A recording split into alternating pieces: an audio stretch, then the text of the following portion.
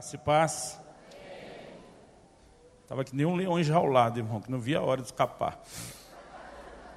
Glória a Deus. Queridos, eu estou muito feliz nessa noite. Em primeiro lugar, eu não posso deixar de falar do carinho especial que eu tenho pela vida do pastor Luiz. Eu estava falando dele para alguém hoje e falei, esse é brother no mais alto nível de broderidade que pode ter. A gente caminha junto desde solteiro. Luiz, antes de passar um tempo servindo a Deus do Paraná, onde a gente pastoreou junto. Ele morava aqui em Campinas, se criou no Rio, mas morou aqui em Campinas um bom tempo. E aqui a gente se conheceu, se aproximou, teve um bom relacionamento. A gente já morou junto, mas ultimamente tem que explicar que em quarto separado a gente dormia. A coisa está tão feia aí que se não esclarecer, fica tudo complicado. Moramos juntos tanto aqui como em Guarapuava durante um tempo. A gente tem uma história aí. Eu me lembro de quando ele começou a compartilhar no coração o chamado que ele sentiu de Deus para vir servir e aqui em Vinhedo, estabelecer e plantar igreja. A gente tem orado, participado ao longo desses 15 anos. E eu creio que o que existe no nosso coração é muita gratidão. E nessa noite a gente está aqui para agradecer junto ao Senhor, para fazer festa, para abençoar o seu coração.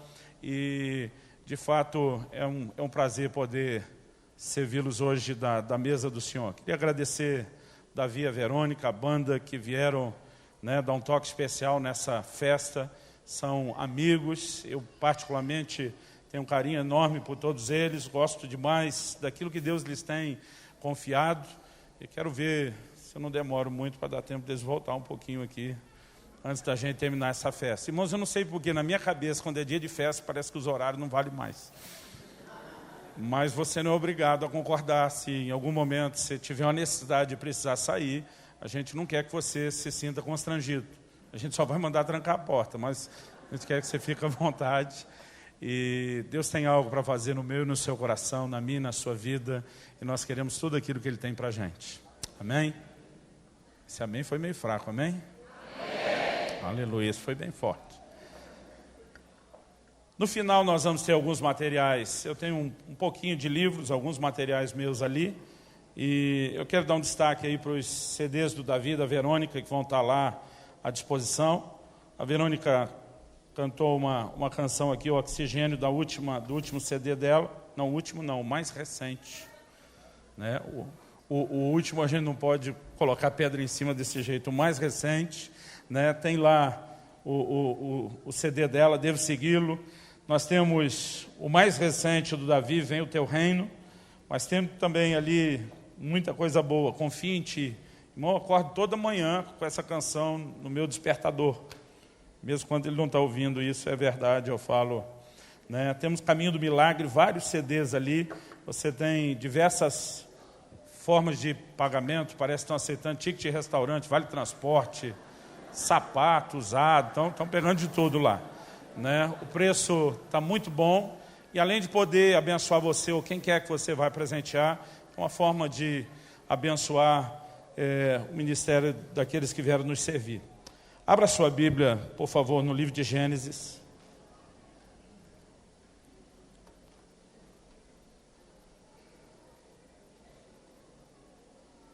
Gênesis, no capítulo 28. Nós vamos ler a partir do versículo 10 até o versículo 28.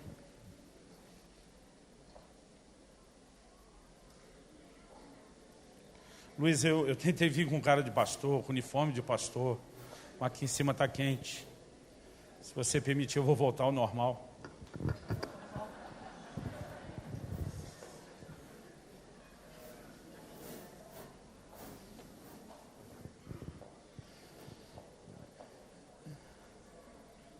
Um dia desses eu apareci de terno e gravata na minha igreja. Alguém falou, pastor, está disfarçado hoje? Tentando entender até hoje a gracinha que ele fez. Gênesis 28, a partir do versículo 10, diz assim: Partiu Jacó de Berseba e seguiu para Harã.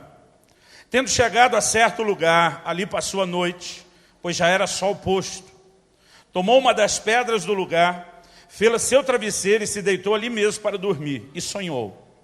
Eis posta na terra uma escada. Diga comigo, uma escada. O texto diz assim, cujo topo atingia o céu e os anjos de Deus subiam e desciam por ela. Perto dele estava o Senhor. E lhe disse, eu sou o Senhor, Deus de Abraão, teu pai, e Deus de Isaque. A terra em que agora estás deitado, eu te darei a ti e a tua descendência.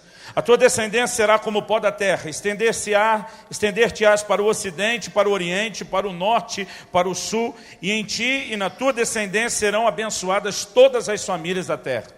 Eis que estou contigo, e te guardarei por onde quer que fores, e te farei voltar a essa terra, porque não te desampararei, até cumprir eu aquilo que te hei referido. Despertando Jacó do seu sono, disse, na verdade o Senhor está nesse lugar, e eu não sabia. E temendo disse, quão temível é este lugar, é a casa de Deus, a porta dos céus. Eu quero que você repita essa frase comigo, diga, é a casa de Deus, a porta dos céus. Bota aquele sorriso simpático de crente, vira para o vizinho e fala para ele, é a casa de Deus, a porta dos céus. 18, continua o texto e diz assim, tendo se levantado Jacó cedo de madrugada, tomou a pedra que havia posto por travesseiro e a erigiu em coluna, sobre cujo topo entornou azeite. E ao lugar, cidade que outrora se chamava Luz, deu o nome de Betel.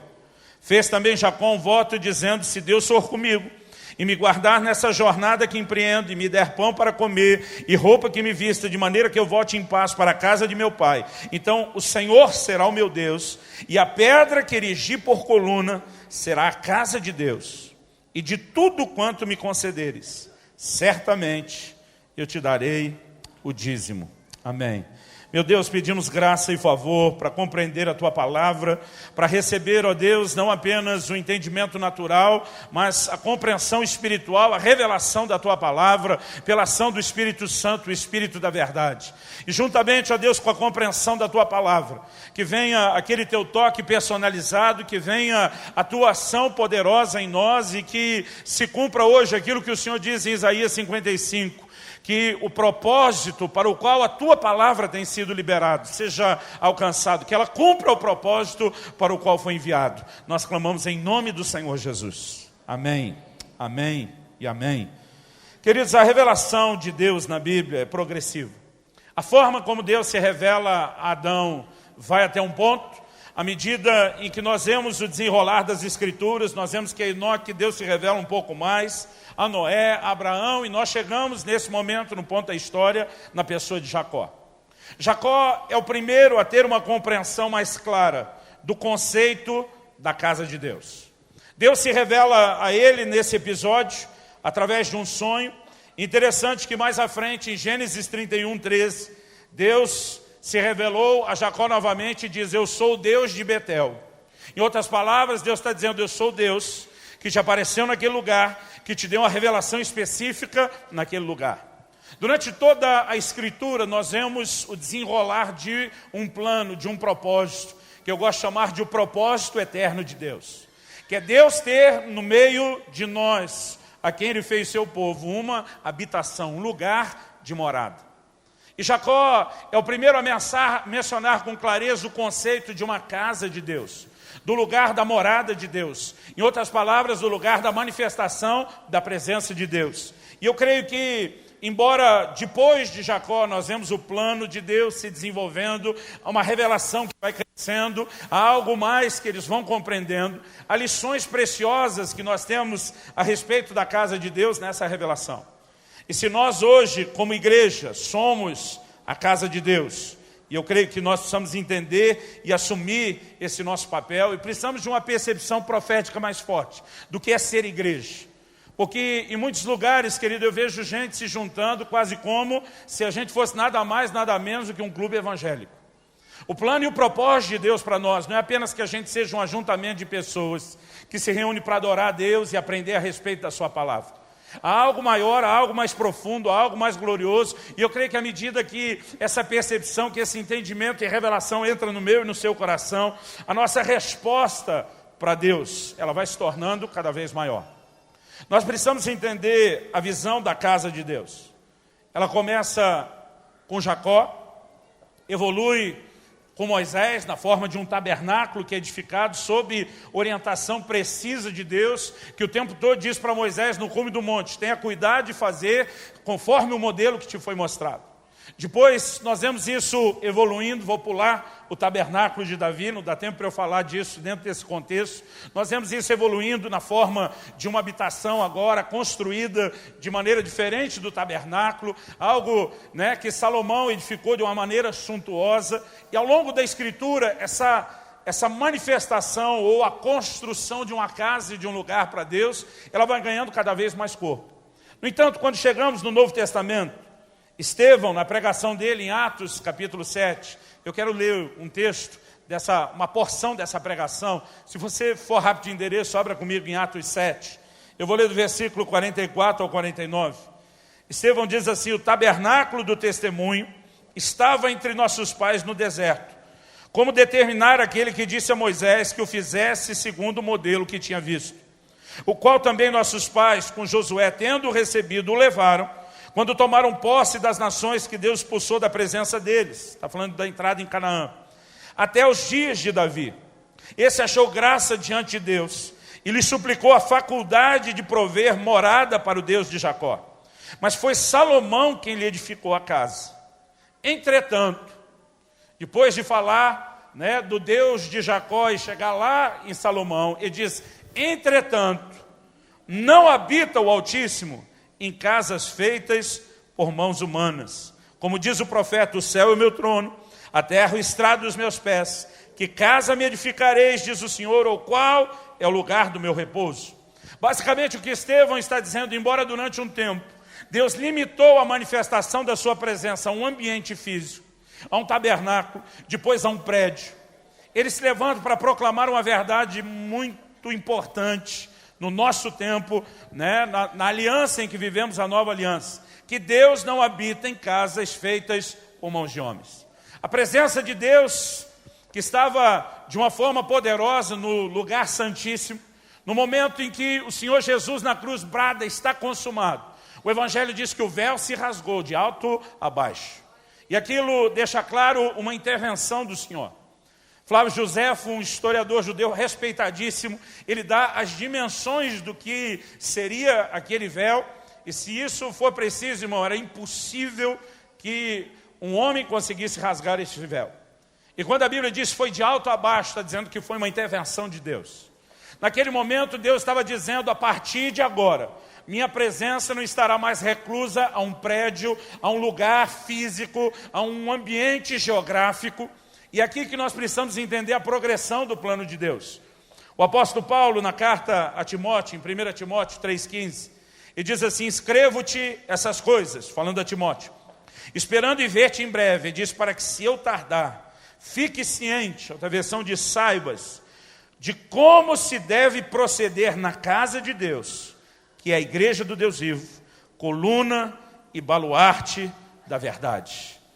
Paulo define que hoje a casa de Deus, ou toda essa revelação da casa de Deus, ela aponta na direção de uma única coisa: a igreja. Eu e você somos hoje a casa de Deus. Eu e você somos hoje, né, na condição de igreja do Senhor, nós somos o cumprimento de tudo aquilo que Deus vem falando, profetizando, anunciando através de muitas sombras e figuras. Nós somos o povo, nós somos parte, querido, de um corpo, o corpo de Cristo, que é o cumprimento dessa visão. Então aquilo que eu quero compartilhar dentro da visão de Jacó, eu quero que a gente consiga olhar não apenas para aquilo que ele pôde entender ou experimentar nos seus dias, mas eu quero que você enxergue além, porque o próprio Jesus, ao falar do que ele veio fazer, ele faz um link, eu vou falar sobre isso daqui a pouco, com a visão de Jacó e aquilo que ele veio realizar.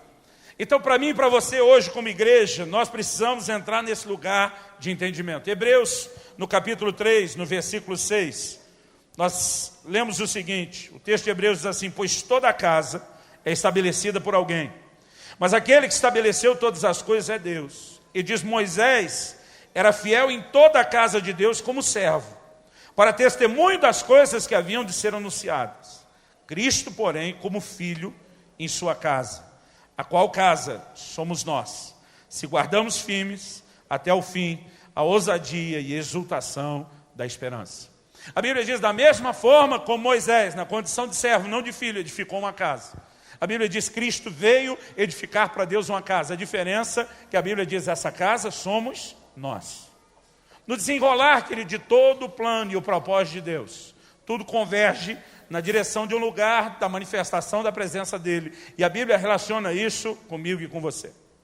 Quando nós olhamos para o texto bíblico, nós vemos que Jacó pegou uma pedra que ele usou como travesseiro, ele a erigiu, colocou de pé, e a Bíblia diz que ele derrama azeite sobre ele, sobre essa pedra. Nós temos duas figuras proféticas aqui. Em primeiro lugar, é impressionante a quantidade de profecias que falavam da vinda do Cristo, do Messias, usando a analogia de uma pedra. A pedra que os edificadores rejeitaram, a pedra angular, a pedra de esquina. Na visão de Nabucodonosor, interpretada por Daniel, ele é a pedra cortada sem auxílio de mãos que destrói aquela estátua que representa os reinos mundiais e aonde Deus fala a respeito do reino que ele viria estabelecer.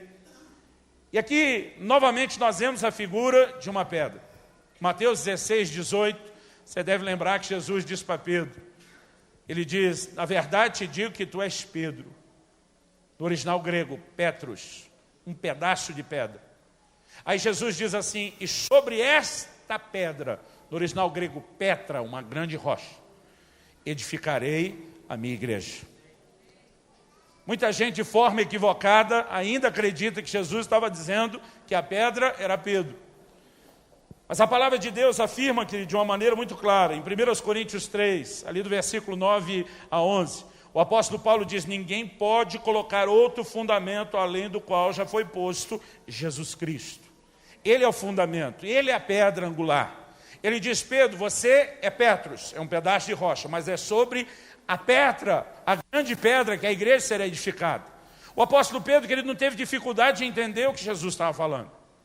Ele, em momento nenhum, achou que ele seria a pedra fundamental. O que ele entende é que Jesus está dizendo, Pedro, você é parecido comigo. Você foi feito do mesmo material para, sobre mim, ser parte de um projeto de edificação de uma casa. E se você for comigo para 1 de Pedro 2, eu estou correndo por causa do tempo, mas se você for rápido de endereço, vamos lá comigo. 1 de Pedro, capítulo 2, dos versículos 4 e 5, ele fala sobre isso.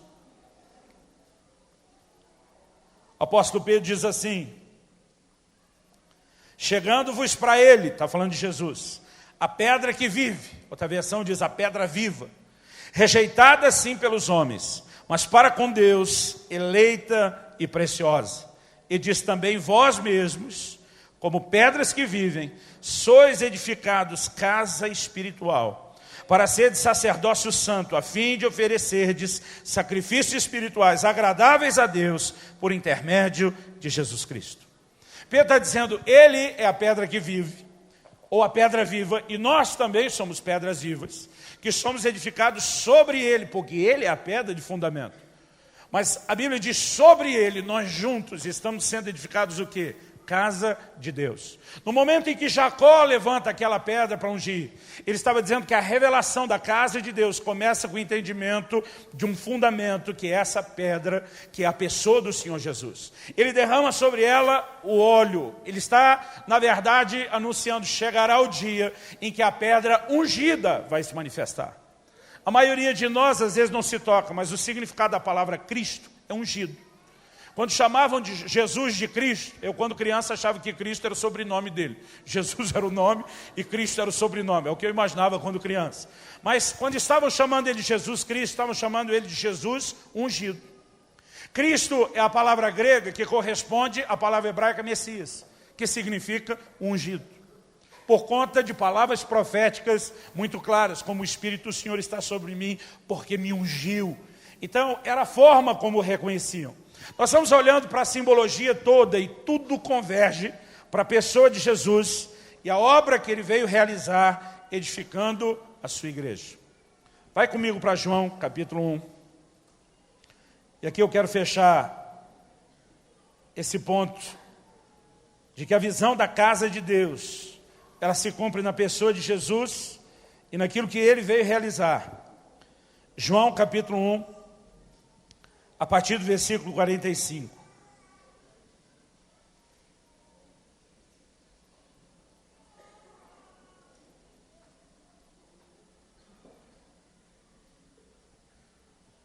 O texto diz assim: Filipe encontrou a Natanael e disse-lhe: achamos aquele de quem Moisés escreveu na lei, a quem se referiu os profetas, Jesus, o Nazareno, filho de José. Perguntou-lhe Natanael: de Nazaré pode sair alguma coisa boa? Respondeu-lhe Filipe: vem ver. Jesus viu Natanael aproximar-se e disse a seu respeito: eis um verdadeiro israelita, em quem não há dolo. Perguntou-lhe Natanael: de onde me conheces? Irmão, tem gente que até para você elogiar é difícil. É verdade, eu já encontrei um monte de gente assim. A reação de Natanael é mais ou menos assim: quem você pensa que é para falar bem de mim? Né? De onde você me conhece? Respondeu-lhe Jesus: antes de Filipe te chamar, eu te vi quando estavas debaixo da figueira. Então exclamou Natanael: mestre, tu és o Filho de Deus, tu és o Rei de Israel. Em outras palavras, você só pode ser o Messias. Ele estava num lugar distante, querido. Eles não tinham os veículos de comunicação e informação que nós temos hoje. Não tinha como ele saber aonde é que Natanael estava antes de Filipe chamá-lo, pela distância. E ele sabe que aquilo é uma intervenção sobrenatural, que Jesus tem a revelação. Então ele empolga. Ele que antes está descrente, dizendo coisa nenhuma boa pode vir de Nazaré, agora ele olha e diz: tu és o mestre, tu és o Filho de Deus, o Rei de Israel. Agora olha a pergunta de Jesus. Ao que Jesus lhe respondeu: porque eu te disse que te vi debaixo da figueira, crês? Pois maiores coisas do que essas verás. Por favor, vira para o irmão ao seu lado e fala: maiores coisas do que essas verás. E acrescentou, agora preste atenção, 51. Em verdade vos digo, que vereis o céu aberto e os anjos de Deus subindo e descendo sobre o Filho do Homem. E diz: Natanael, você está empolgado porque eu revelei onde é que você está sentado. E diz: meu amigo, você não faz ideia do que eu vim fazer. Eu não estou aqui para contar segredo, eu não estou aqui para revelar onde é que as pessoas estavam falando mal de mim antes de chegarem à minha presença. E diz: o que eu vim fazer é muito maior do que você pode imaginar. Ele está dizendo: eu sou aquele responsável por conectar céu e terra e manter o céu aberto sobre essa terra. E diz: aquilo que Jacó um dia viu e todos vocês judeus conhecem, de uma escada ligando o céu, de uma conexão entre céu e terra, vai se cumprir a partir de mim. E diz: o que eu vim fazer é muito maior do que você pode entender. Ele diz: vai ter anjo subindo, vai ter anjo descendo. Irmão, eu não creio que o propósito dessa escada é só permitir que eles pudessem passear numa outra dimensão. Nós precisamos entender o que é que Jesus veio fazer. E nós precisamos entender aquilo que Ele nos confiou, aquilo que Ele nos entregou. Eu creio que com isso, com essa afirmação, Jesus estava dizendo que os moldes da igreja que Ele veio edificar são exatamente os mesmos da revelação que Jacó tem na visão de Betel. Ele diz: é em mim que se cumpre aquilo que vinha sendo revelado e anunciado. E eu creio, querido, eu quero falar a respeito do que eu e você, daquilo que nós juntos como igreja deveríamos ser, a nossa responsabilidade. Sermos a porta dos céus nessa terra. Sermos não apenas, querido, um lugar onde as pessoas podem ter acesso ao céu, mas onde através de nós o céu se manifestará para tocar as pessoas na terra. O Senhor Jesus diz: aquilo que eu vim fazer, aquilo que eu vim edificar, é justamente onde se cumpre aquilo que Jacó viu um dia. Então eu quero que a gente pense um pouquinho nessa primeira revelação de Jacó em Gênesis 28. E depois nós vamos pular para Gênesis 35 e ver uma segunda revelação que Jacó tem. E eu quero que junto, querido, a gente entenda algumas coisas a respeito da igreja. A primeira delas, quando a gente lê o Gênesis 28, se você puder, volta lá comigo, porque a gente pode ler isso junto. A primeira revelação, querido, está ligada à presença de Deus. O próprio conceito de casa, a ideia de morada, de habitação, é o lugar onde Deus se manifesta. Paulo, quando escreve aos Coríntios, ele diz que em nós iriam se cumprir as profecias, onde Deus diz: andarei no meio deles, habitarei entre eles, eu serei o seu Deus e eles serão o meu povo. A ideia de casa implica, em primeiro lugar, falar da presença do próprio Deus. É o lugar da sua habitação. Agora, eu e você precisamos entender, querido, qual é essa manifestação da presença de Deus. Para que essa presença quer se manifestar? Eu não creio que Deus estava apenas querendo se mostrar, ser visto e enxergado por mim, por você, embora Ele deseja que a gente o conheça. Aqui em Gênesis 28, no versículo 13. Vamos olhar primeiro o versículo 13. Depois nós vamos ver algo no 15 e também no 16. Todas essas coisas estão ligadas à ideia e ao entendimento da manifestação dessa presença. O texto sagrado diz assim: perto dele, de Jacó, estava o Senhor. Ele disse: eu sou o Senhor, Deus de Abraão, teu pai, e Deus de Isaac. A Bíblia não diz que ele apenas vê o Senhor por ali, mas a Bíblia diz perto, próximo dele estava o Senhor. Versículo 15.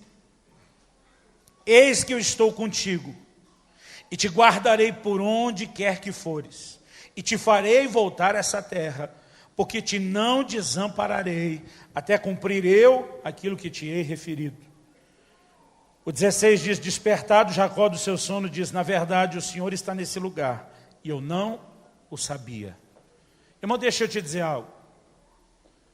Muitos de nós, à semelhança de Jacó, ignoramos tanto a presença de Deus no nosso meio ou na igreja, como ignoramos o propósito pelo qual essa presença se manifesta.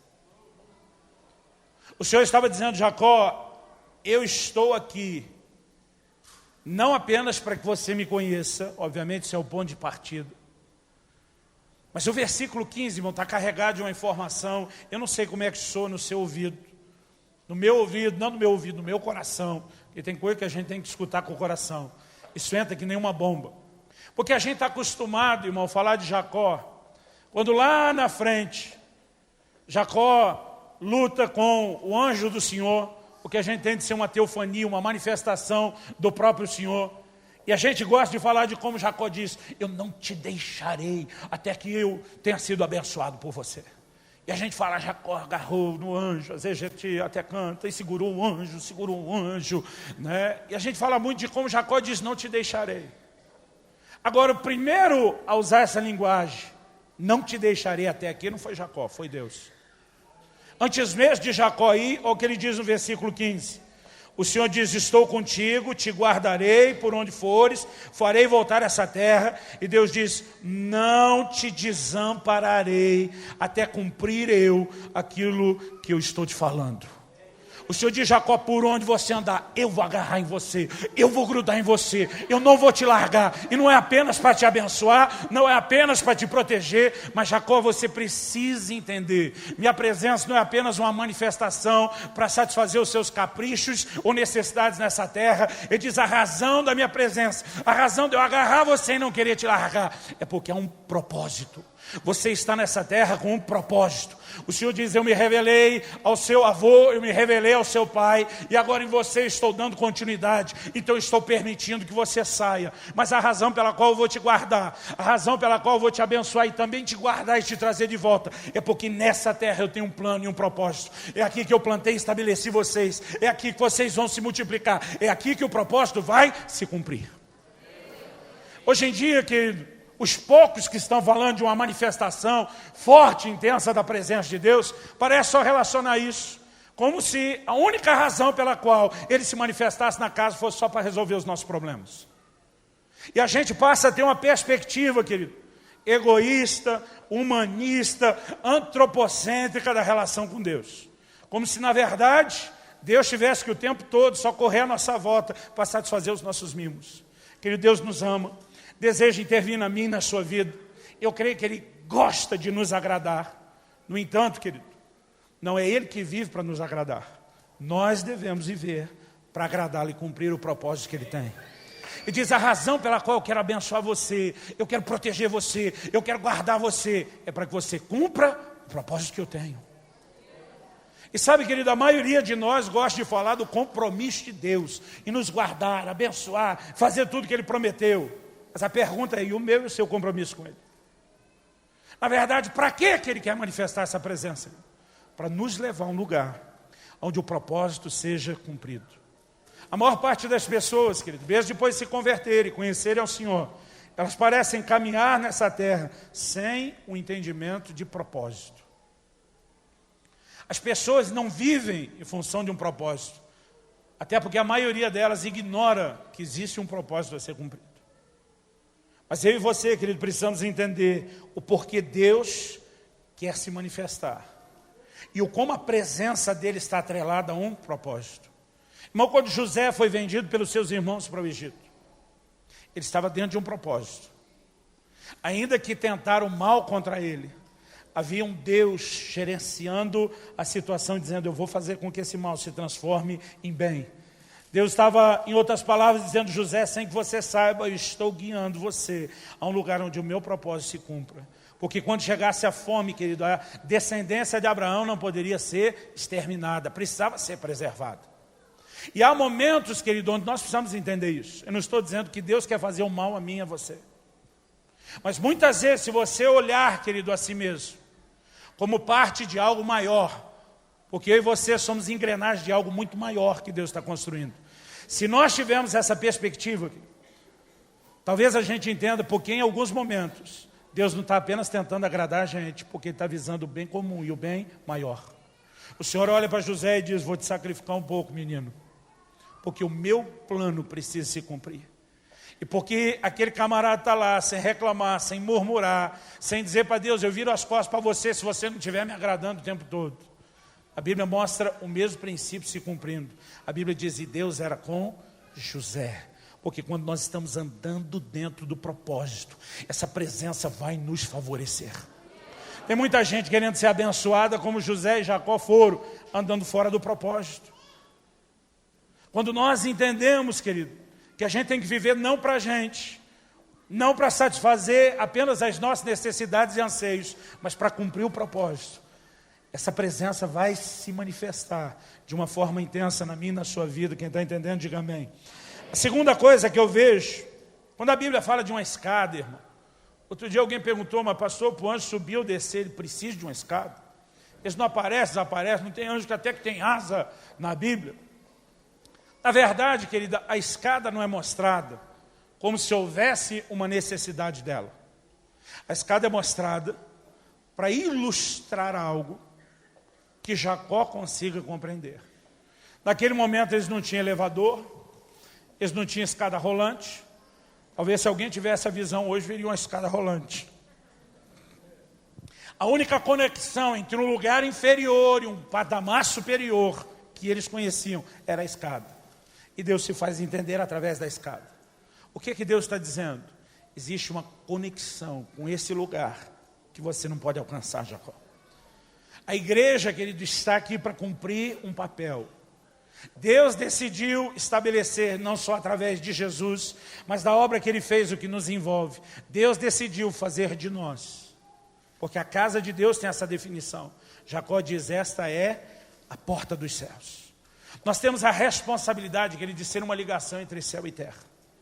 Nós temos a responsabilidade de não apenas levar pessoas ao céu, através da mensagem que nos foi dada a proclamar, mas nós temos a responsabilidade de trazer a manifestação do céu nessa terra. É nossa responsabilidade como igreja. Em Mateus, no capítulo 18, Jesus fala algo interessante. Mateus 18. Se for rápido de endereço, abra lá comigo. A verdade, eu confesso, irmão, que esse versículo já deu muito nó na minha cabeça. Mateus 18. Jesus está falando do nível de autoridade. Ele já tinha falado isso com Pedro em Mateus 16, quando ele disse, tu és Pedro, sobre essa pedra edificarei a minha igreja, e diz, eu te dou as chaves dos céus. Ele já tinha falado isso no contexto de igreja. Agora, olha o que ele fala de novo, Mateus 18. Em verdade vos digo, que tudo o que ligardes na terra, terá sido ligado nos céus.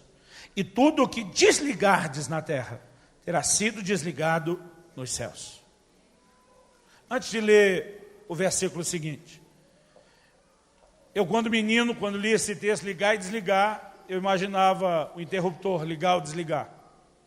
Na minha cabeça eu sempre imaginei que ligar era a parte boa e desligar a parte ruim. Mas na verdade a expressão ligar, ela significa prender. Quando Ágabo profetiza para Paulo, a Bíblia diz que ele pega o cinto e diz: assim farão ao dono desse cinto e o ligarão em Jerusalém. Quando Jesus ressuscita Lázaro, ele diz: desligai-o e deixai-o ir. O que é o desligai-o? Solta. Ele está preso, enrolado com os panos, libera ele. Quando Jesus diz: o que vocês ligarem na terra, está dizendo o que vocês prenderem, o que vocês impedirem, o que vocês não permitirem, será ligado nos céus. Ele diz: mas o que vocês desligarem, soltarem, liberarem ou permitirem na terra, também será feito nos céus. Irmão, eu sei que quando Jesus nos ensinou a orar, Ele nos ensinou a dizer: venha o teu reino, seja feita a tua vontade aqui na terra como é no céu. Em outras palavras, que a terra replique o cumprimento da vontade que é feito nos céus. E essa ordem a gente não tem dificuldade de entender. Mas quando Jesus diz: o que vocês fizerem na terra, o céu vai respaldar depois, isso é assustador. O Otmani foi muito criticado nos seus ensinos sobre oração, porque ele diz: esse é um dos únicos momentos em que a terra governa os céus, ele diz.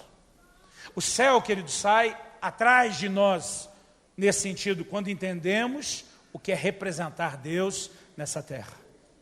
Na verdade, a gente não para pensar no conceito, que é um conceito bíblico, de embaixada. E segundo aos Coríntios 5:20, Paulo diz que nós somos embaixadores de Deus nessa terra. O conceito de embaixada, querido, que é muito antigo, é que na verdade a embaixada era um pedaço de outra nação, de uma nação dentro de outra nação. E naquele lugar onde está o embaixador e a própria embaixada, e hoje isso vale em qualquer lugar do mundo, ainda vigora da mesma forma. Se você entra, por exemplo, na embaixada dos Estados Unidos, ali dentro, é um pedaço dos Estados Unidos, regido pelas leis norte-americanas. Mas a embaixada está dentro do Brasil, não importa. Eles representam os Estados Unidos e têm autorização para ali dentro ser uma extensão do seu território, debaixo do seu governo, com todas as suas leis. Quando a Bíblia diz que nós somos embaixada de Deus, porque é isso que os embaixadores têm, uma embaixada sendo implantada. Sabe o que ele está dizendo?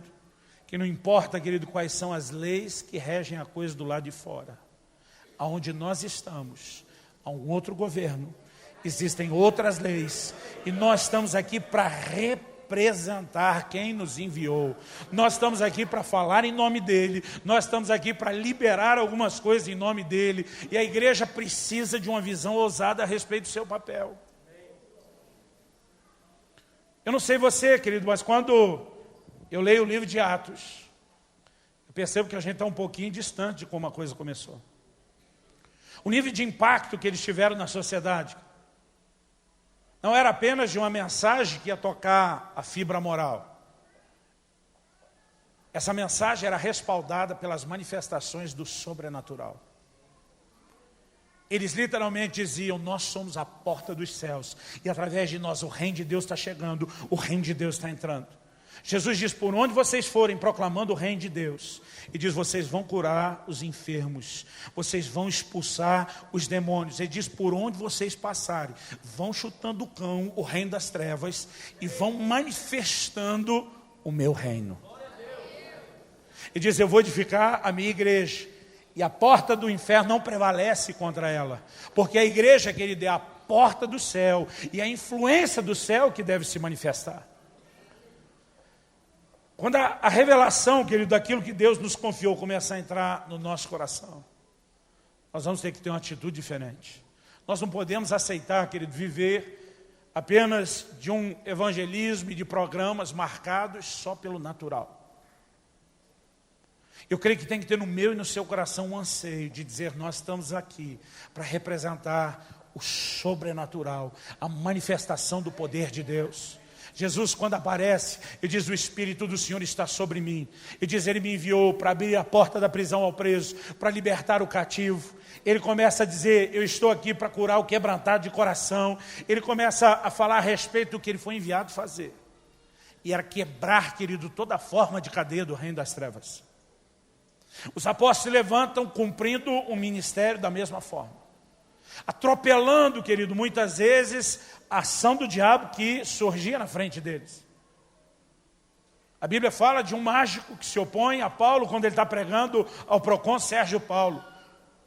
O apóstolo Paulo diz para ele: a mão do Senhor está contra ti, filho do diabo, cheio de toda a malícia. E diz: a partir de agora, durante um tempo, você não enxerga mais. A Bíblia diz que o camarada imediatamente ficou cego. A forma deles pregar o evangelho, irmão, não era só discutir doutrina no nível intelectual. E eu não estou dizendo que não tinha isso, mas não era só isso.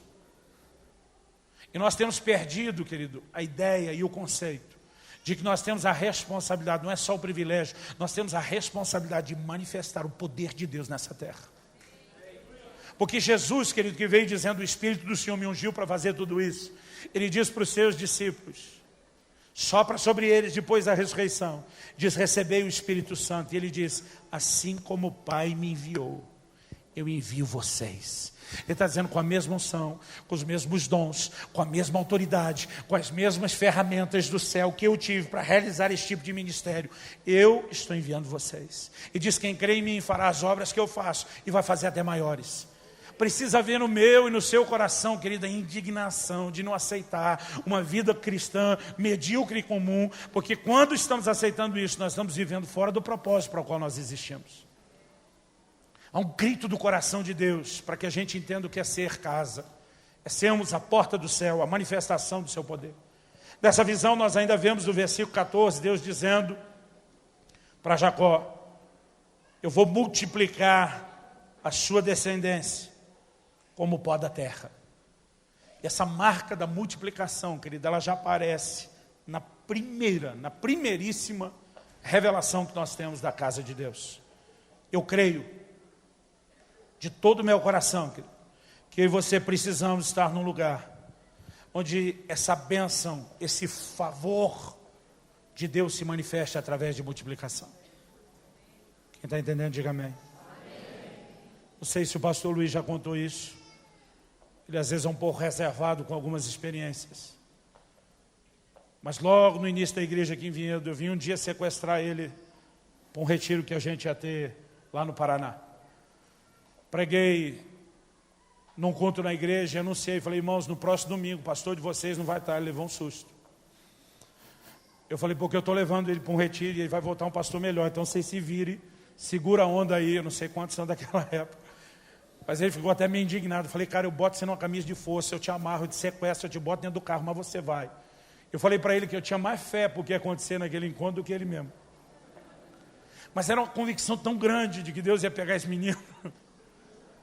E quando nós estávamos lá, me lembro de um momento derramar do Espírito Santo, que algo acendeu no meu espírito. E eu senti Deus dizendo: é agora. Eu olhei para ele, só vi ele de joelho, chorando, falando em línguas. Não fazia ideia do que tinha acontecido. Mas eu posso te garantir, e o Luiz também, a vida dele nunca foi mais a mesma depois daquele dia. Eu tenho certeza que não foi um arrebatamento no corpo que nós vimos o Luiz lá, mas o Senhor o levou em visão. E o Senhor Jesus se manifestou a ele. E disse para ele me mandou te lembrar disso hoje em público. E diz: eu te dei a unção de frutificação. Não é hora de se contentar com esse nível de crescimento. Não é hora de dizer isso aqui é hora de parar, porque isso aqui malemar é o começo. A marca da multiplicação e do favor do Senhor é algo que nós vemos desde o início da revelação da casa de Deus. Irmão, a gente não pode aceitar apenas se tornar uma igreja grande, ou um pouquinho maior do que a média.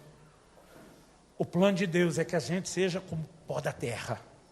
Outro dia alguém falou para mim: vocês evangélicos são uma praga. Eu falei: somos e estamos alastrando que nenhuma. Irmãos, a Bíblia diz: como as águas cobrem o mar, toda a terra vai se encher do conhecimento da glória de Deus. Quer eles queiram, quer não. Mas a gente precisa entender, querido, o propósito. A maioria de nós vem para os cultos como se aquilo fosse um momento de apenas receber algo para nós. A nossa motivação, a maior parte do tempo, é egoísta. Outro dia um irmão olhou para mim. Nós temos, além das celebrações domingo, as reuniões nas células, nas casas durante a semana. E ele falou para mim: pastor, eu já vim no culto de domingo, por que eu tenho que ir em outra reunião durante a semana? Eu falei para ele, vou te dar um bom motivo. O domingo você vem para receber. Durante a semana a gente se reúne para dar. Cada um vai compartilhar o que tem recebido de Deus. Cada um vai exercer os seus dons. Cada um vai ministrar uns aos outros. Cada um vai trazer gente que precisa conhecer o Senhor. A nossa visão, querido, precisa mudar. Porque enquanto a gente está pensando só que no que Deus pode fazer por mim, você pensando o que Ele pode fazer por você, como se o propósito dessa presença é só guardar a gente enquanto a gente anda no nosso propósito. Nós estamos equivocados. Mas quando a gente começa a pensar além de mim, além de você, além de nós mesmos, quando nós começamos a pensar no que Deus fará através de nós e decidimos viver esse lugar de multiplicação, nós vamos ver o favor do Senhor. Quem está entendendo, diga amém. Essas três marcas, a presença de Deus, a conexão ou ligação entre céu e terra e a marca da multiplicação são muito fortes na primeira visão. Mas em Gênesis 35, para a gente terminar, eu tenho certeza que você vai me ouvir bem rápido agora. Gênesis 35.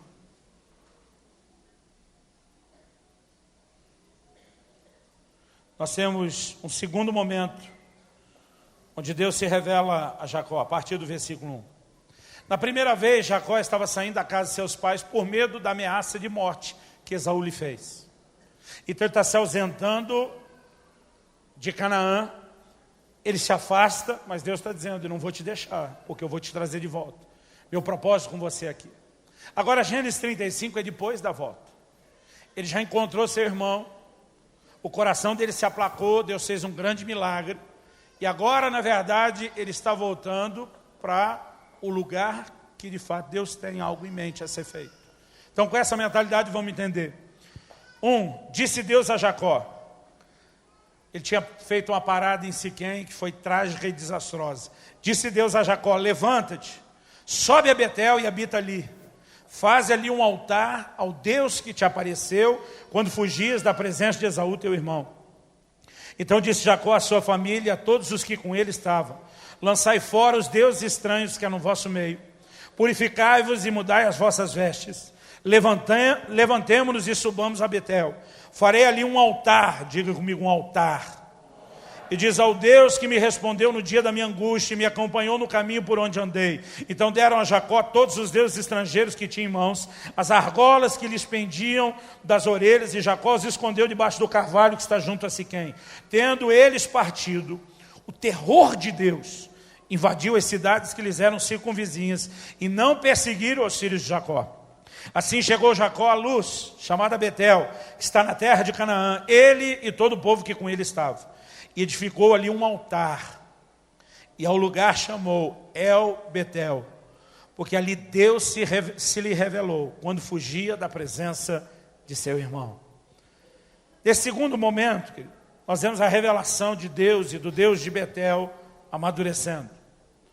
A primeira coisa que Deus fala com ele, diz, agora que você está voltando, eu quero que você edifique um altar. O apóstolo Pedro diz que a razão pela qual nós estamos sendo feito casa espiritual é para que possamos oferecer sacrifícios espirituais.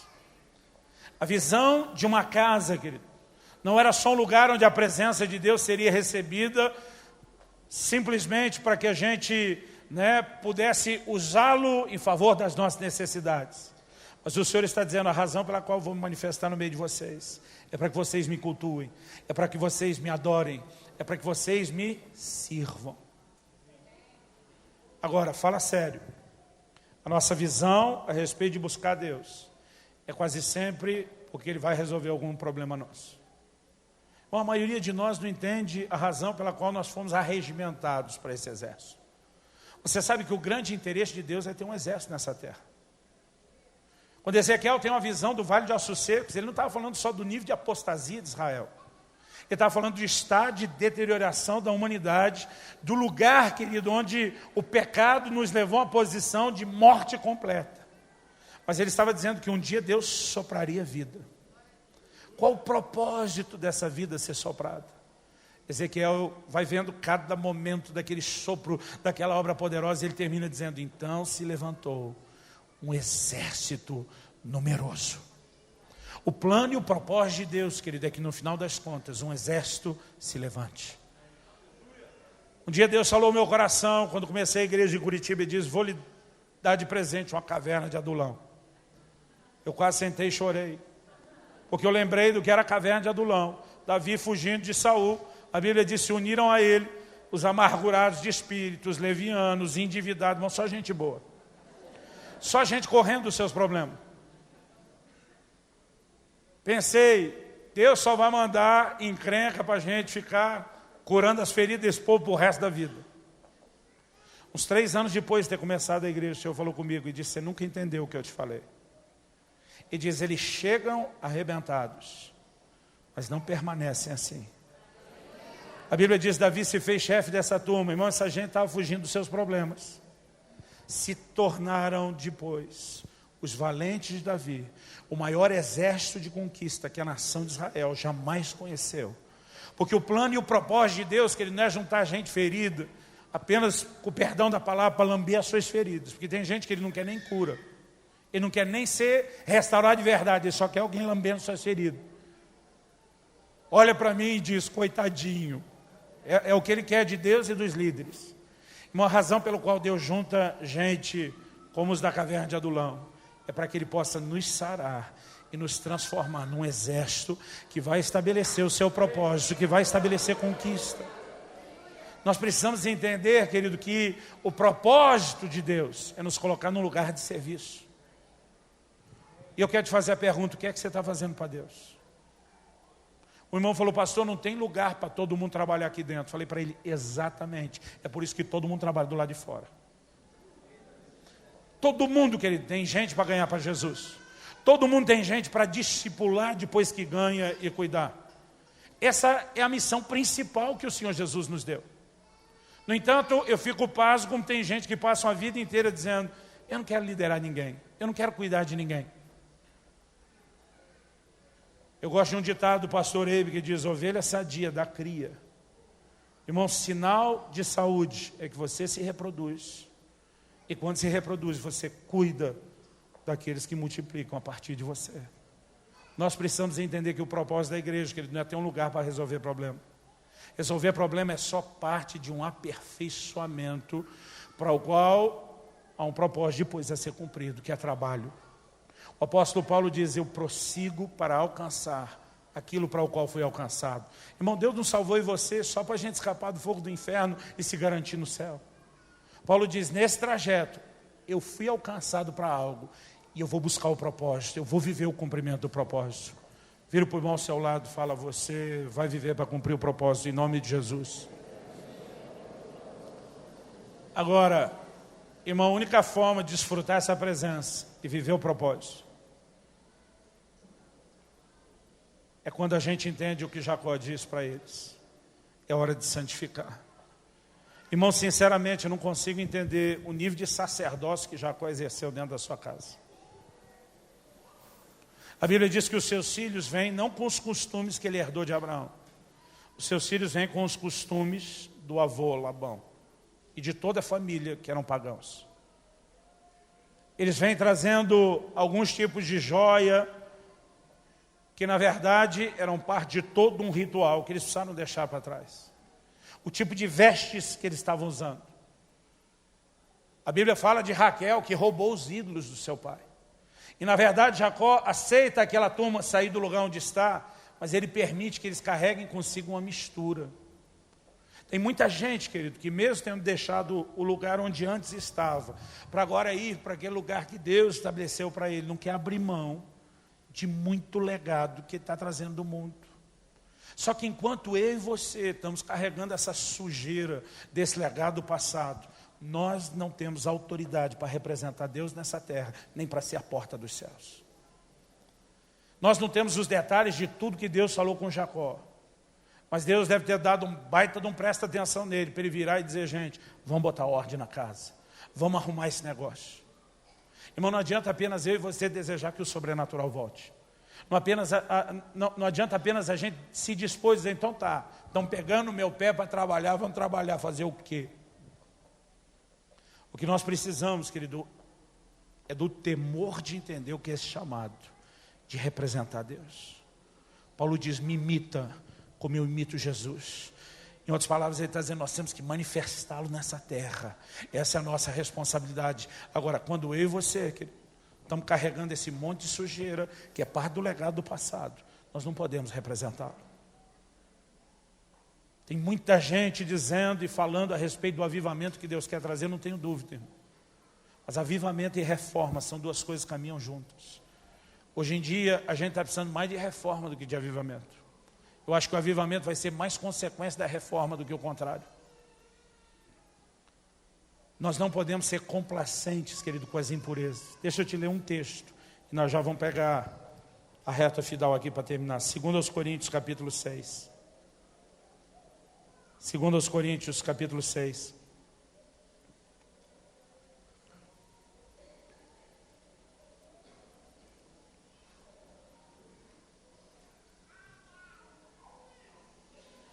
Do versículo 16 ao 18. E diz que ligação há entre o santuário de Deus e os ídolos, porque nós somos santuário do Deus vivente. Como ele próprio disse, habitarei, andarei entre eles, serei o seu Deus, e eles serão o meu povo. Agora olha o versículo seguinte. Por isso, por causa disso, portanto, retirai-vos do meio deles, separai-vos, diz o Senhor, e não toqueis em coisas impuras. E eu vos receberei, serei vosso pai, e vós serei para mim filhos e filhas, diz o Senhor Todo-Poderoso. Paulo está dizendo, querido, que essas profecias do Velho Testamento não eram só para eles. Olha o versículo seguinte, mudou o capítulo, mas o assunto continua. Tendo, pois, ó amados, tais promessas. Diga comigo, tais promessas. Mas qual é a promessa? Andarei no meio deles, habitarei entre eles. Querido, Paulo está dizendo, pensa no tamanho dessa promessa. E diz, tendo tais promessas, qual deve ser a minha e a sua reação? Purifiquemo-nos de toda impureza, tanto da carne como do espírito, aperfeiçoando a nossa santidade no temor de Deus. Irmão, a reação do entendimento de um Deus que prometeu andar no nosso meio, se manifestar no nosso meio, se revelar através de nós, tem que trazer o temor de dizer, nós não vamos brincar com nada que seja sujo, com nada que seja impuro, nós não vamos carregar legado nenhum desse mundo, porque a nossa incapacidade hoje, querido, de ser sal e luz, é porque muitos de nós estão tão sujos quanto as pessoas que nós estamos tentando endireitar do lado de fora. Tem que haver temor no nosso coração, de dizer, nós vamos nos separar para Deus. E aí o resultado, querido, dessa segunda visão. Jacó estava numa grande encrenca. Quando ele chega em Siquém, para morar em Siquém, um dos príncipes da cidade violentou Diná, sua filha. Os filhos de Jacó ficaram doidos com aquilo. Queriam vingá-la, mas eram minoria. De repente, Simeão e Levi orquestraram um plano bem maquiavélico. O homem que violentou Diná vem e diz, olha, minha alma fez sua dela, eu estou apaixonado por ela, eu preciso casar com ela.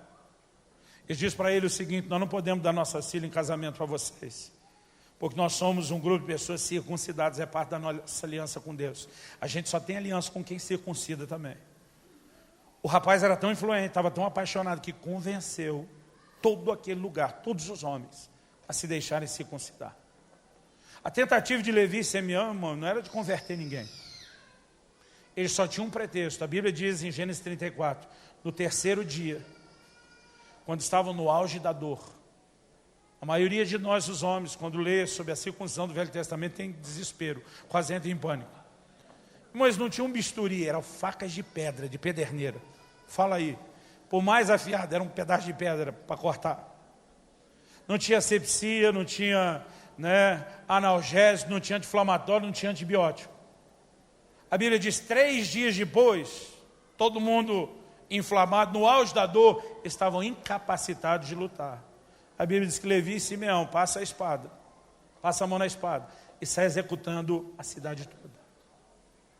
Jacó entra em desespero e diz, o que vocês fizeram foi uma loucura. Não só pela chacina que realizaram, mas ele diz agora, todas as cidades à volta de nós, quando ficarem sabendo o que vocês fez, eles vão vir como um grande exército, e eu e minha casa estamos exterminados. Ele diz em outras palavras, agora vocês lascaram foi com tudo. Talvez tenha sido esse desespero que o fez buscar Deus novamente. Essa hora que Deus se revela a ele e diz: Jacó, só tem um jeito de arrumar a sua vida. Traz santificação para dentro de casa. E a Bíblia diz que quando eles fizeram isso, olha o resultado. Espalhou-se o terror de Deus sobre os inimigos. A Bíblia diz que ninguém tinha coragem de se meter com eles. Porque antes deles darem um passo, querido, Deus espiritualmente já saiu guerreando em favor deles. Eu não sei como é que esse medo entrou, mas o terror caiu. Um saía dizendo para o outro: não se mete com esse povo. Irmão, não sei se Deus usou aquela história e diz: olha, 12 filhos do homem mataram a cidade inteira, vocês querem mesmo lutar contra ele? Eu não sei o que aconteceu, mas o terror se espalhou. Deixa eu te dizer algo, querido. Quando nós entramos nesse lugar de santificação, o nosso inimigo, o reino das trevas, vai parar de zombar de nós, como tem feito. Vai parar de ser uma ameaça que nos assusta ou amedronta.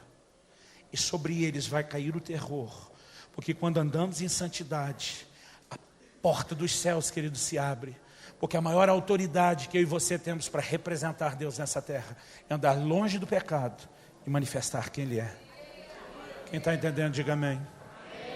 Vamos ficar em pé para parecer que está acabando. Eu aprendi isso com o pastor Harold. Ele dizia: vamos ficar em pé. Tinha irmão que já dava quase glória a Deus. E pregava mais 15 minutos com o povo em pé. Ele ainda faz isso aqui? Não.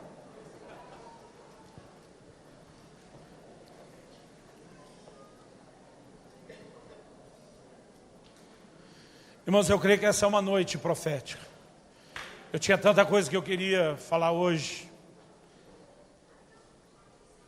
Pensei em tanta coisa para abençoar e edificar o seu coração. Mas quando Deus falou comigo no último segundo, do segundo tempo da prorrogação, na última música,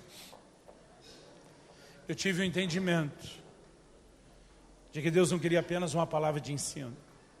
Eu estou tentando trazer a instrução da palavra, mas eu creio que Deus está tentando colocar alguns alicerces e chamar a sua atenção, para que você tenha uma percepção, uma voz profética. Deus tem dado palavras proféticas sobre essa casa desde o início, de que esse seria um lugar de manifestações poderosas da presença dEle.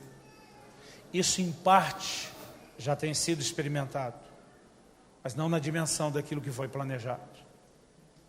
Precisa haver no nosso coração um desespero. Irmãos, eu creio que nós vivemos um tempo de restauração. Tem muita gente desanimada com a igreja, reclamando, falando mal de tudo que acontece de errado em todo lugar. A gente não pode tapar o sol com a peneira e dizer que não tem coisa errada por aí. Mas eu quero te dizer, querido, não tem só coisa errada por aí. Eu tenho andado por esse Brasil todo e eu fico impressionado com o que Deus está fazendo na nossa nação. Tem muita coisa boa acontecendo. Em Atos 3, quando Pedro prega talvez seu segundo sermão, e diz assim: arrependei-vos e convertei-vos, para que venham os tempos de refrigério da parte do Senhor. Aí diz assim: envie Ele o Cristo. Esse envie Ele o Cristo não é a primeira vinda, Jesus já tinha vindo, Ele está falando da segunda vinda. Aí ele diz: o qual convém que os céus contenham, segurem, até o tempo da restauração de todas as coisas, como falou Deus pela boca dos seus santos servos, os profetas. A Bíblia diz que os céus estão segurando Jesus, diz: não volte ainda, até o tempo da restauração de todas as coisas. A igreja inicia sua trajetória nessa terra de uma forma gloriosa, manifestando o poder, a glória de Deus, o sobrenatural, a unção, de uma forma como jamais se sonhou. Mas alguns séculos depois ela entra em declínio. Entra num período que na história nós chamamos de o período das trevas. Até que cerca de 500 anos atrás se inicia um movimento que nós chamamos de a reforma. Irmão, a reforma não acabou, ela só começou. Mas deixa eu te dizer algo: Deus está restaurando a sua igreja. E não importa, querido, se tem muita gente brincando com o evangelho, negociando a fé, se tem muito lobo com pele de ovelha. O livro de Efésios diz que a igreja para a qual Jesus virá é uma igreja santa, sem mancha, nem mácula, nem coisa semelhante, mas santa e irrepreensível. E Paulo nos diz que Deus sempre tem um remanescente.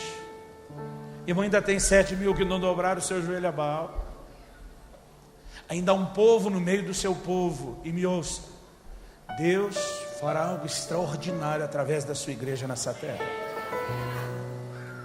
Eu acho que era melhor eu e você parar de reclamar do que está errado e começarmos a endireitar as coisas e permitir que através de nós uma história nova seja escrita.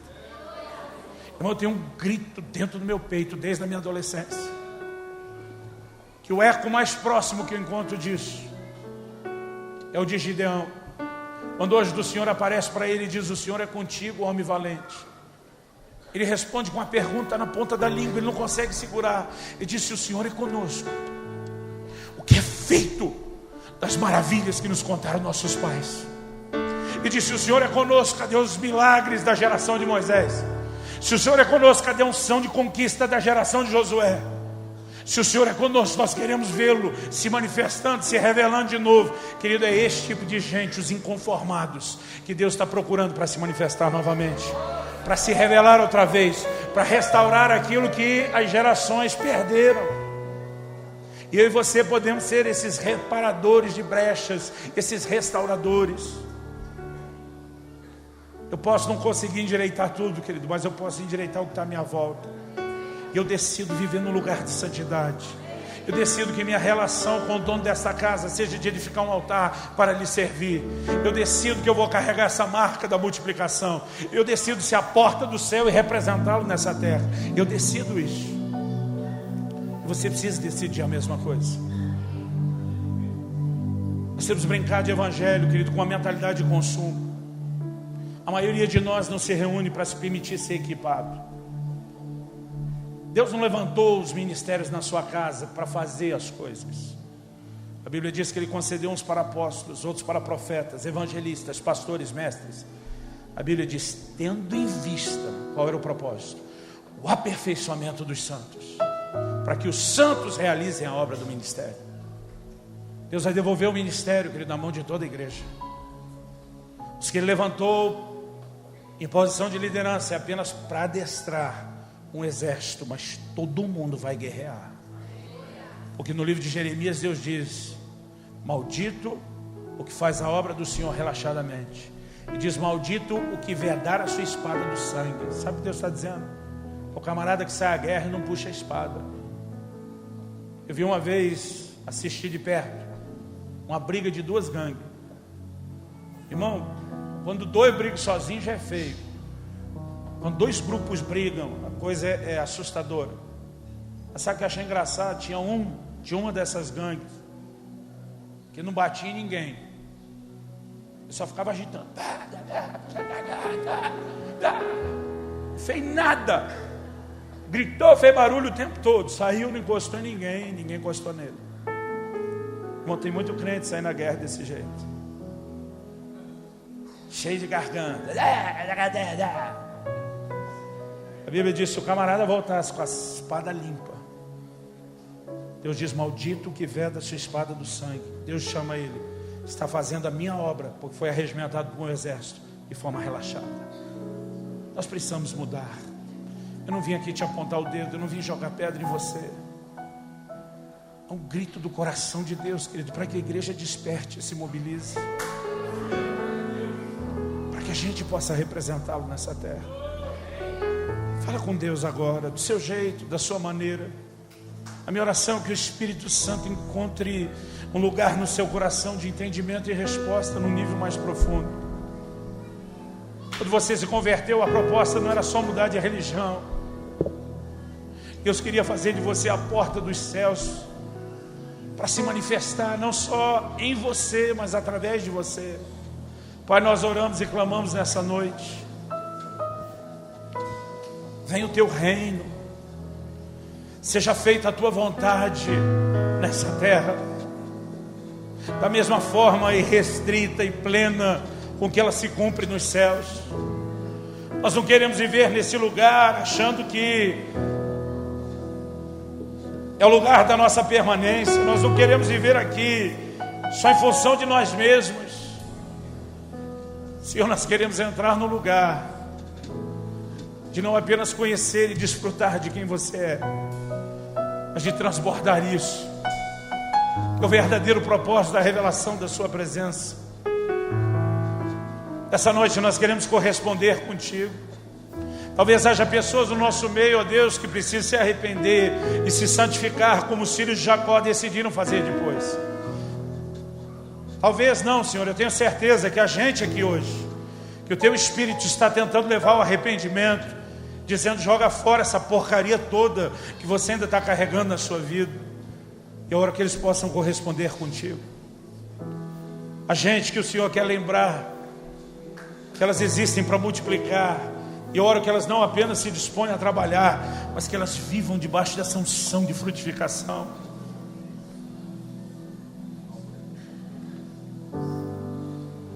Nós queremos a Tua presença. Nós não queremos só falar dela. Nós não queremos que seja só teórico. Nós clamamos a restauração da manifestação da Tua presença. Nós queremos parar de ser como Jacó, dizer: ele estava aqui o tempo todo, eu não sabia, eu nem me liguei, eu nem me toquei. Nós queremos ter percepção.